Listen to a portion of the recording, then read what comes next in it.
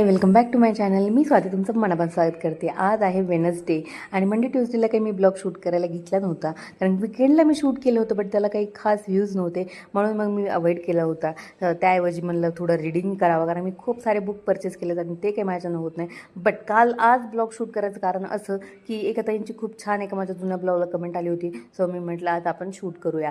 So दुपारी लंचमध्ये मी इडली सांबार, इडली आणि घी पुडी इडली बनवायचा प्लॅन होता.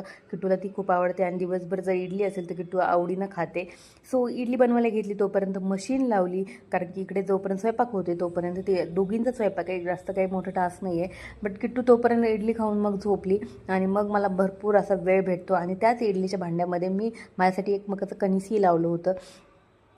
किट्टू जोपर्यंत माझं किट्टू 12 वाजता जी झोपली होती ती 2-2:30 वाजताच उठले, तोपर्यंत माझं सगळं आवरून झालं होतं, मशीन झाली होती आणि मग त्या मधल्या वेळामध्ये मला 2-3 तास आरामशीर भेटले आणि मग मी थोडं रीडिंग करून घेतलं. आता सध्या मी अष्टवक्र गीता नावाचं एक बुक आहे ते वाचते, तुम्हाला माहीत असेलच. सो मी माझ्यासाठी थोडं स्नॅक्समध्ये मकाचं कणीस खाल्लं आणि लागली संध्याकाळच्या स्वयंपाकाला.